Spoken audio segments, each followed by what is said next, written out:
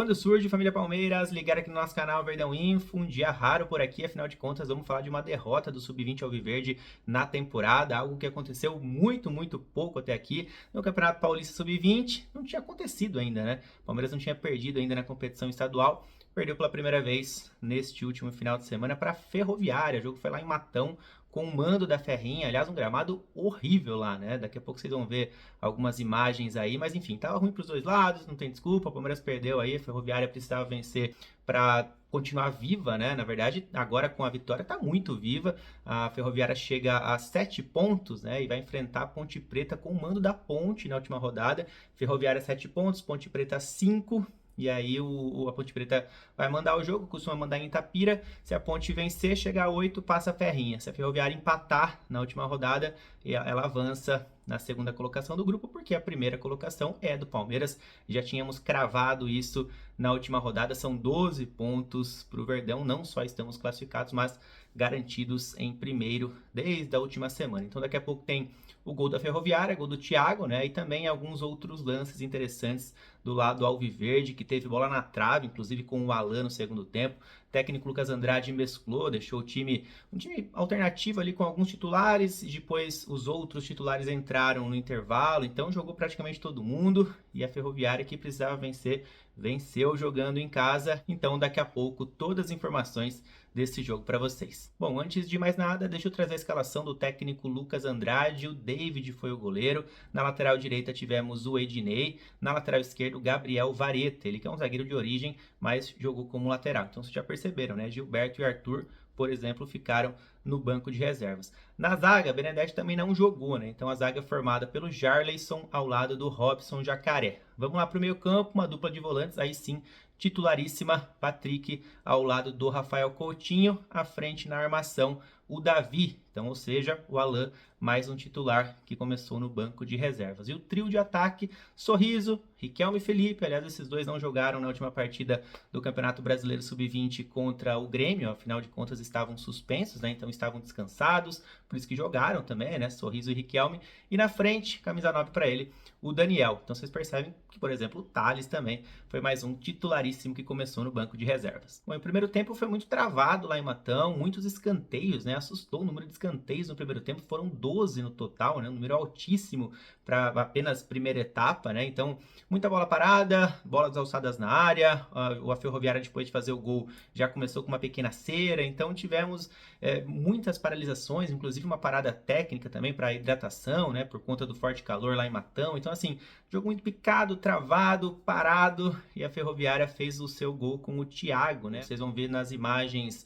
do Futebol Paulista aqui no YouTube, o canal que transmitiu a partida, deu uma pequena travada ali, uma pequena bugada, mas deu pra gente ter uma ideia de como foi o gol da Ferrinha, que acabou sendo, né, na verdade, o único gol da partida. A principal chance do Palmeiras no primeiro tempo aconteceu bem no finalzinho com o Daniel, ó, quase de costas, ele consegue finalizar, a bola passa perto, quase o Verdão empata no finalzinho do primeiro tempo. Vamos lá para as mexidas em atacado do técnico Lucas Andrade no intervalo, entraram 5 titulares, hein? Então o Benedetti entrou no lugar do Robson, um zagueiro por outro, o Arthur entrou no lugar do Jarleison, o Arthur lateral esquerdo, então portanto o Vareta veio fazer a função de zagueiro.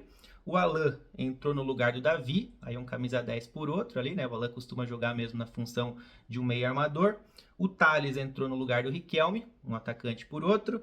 E o Gilberto entrou no lugar do Sorriso. Com isso, o Ednei jogou mais avançado. Bom, e desses titulares que entraram para jogar o segundo tempo, quem entrou melhor foi o Alan, definitivamente, né? Fez muitas jogadas interessantes lá no ataque, inclusive acertou a trave num lindo chute, quase empatou o jogo no começo do segundo tempo. Essa acabou sendo mesmo a principal chance do Verdão durante a segunda etapa. Vou trazer alguns destaques individuais aqui, ó. O Daniel, por exemplo, atuou os 90 minutos, ele tinha marcado 2 gols contra o Grêmio no último jogo do Campeonato Brasileiro Sub-20, no último meio de semana, jogou só 45 minutos na ocasião e agora no Campeonato Paulista contra a Ferroviária ele joga os 90 minutos, cada vez melhor fisicamente e também tecnicamente o nosso Daniel, que a gente conhece muito bem, mas sofreu com lesões nos últimos anos, agora parece que está tinindo, né, o nosso atacante. Então essa talvez tenha sido a grande notícia, né, do último mês, pelo menos a volta em definitiva aí do Daniel, fazendo muitos gols, jogando sempre e sem as lesões. E também a volta do Cauã Firmo, né, que esteve sumido nesses últimos meses, ficou quase 2 meses sem entrar em campo, então entrou no segundo tempo